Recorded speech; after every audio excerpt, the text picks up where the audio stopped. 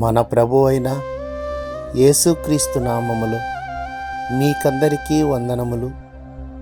ఈరోజు దేవుని వాక్యము. ప్రభువా, నీవు దయాళుడవు, క్షమించుటకు సిద్ధమైన మనసు గలవాడవు. నీకు మొరపెట్టు వారందరి ఎడల కృపాతిశయము గలవాడవు. కీర్తనలు 86వ అధ్యాయము 5వ వచనము. ఈ దినము దేవుని కృప మనకందరికీ తోడై ఉండును గాక. ఆమేన్.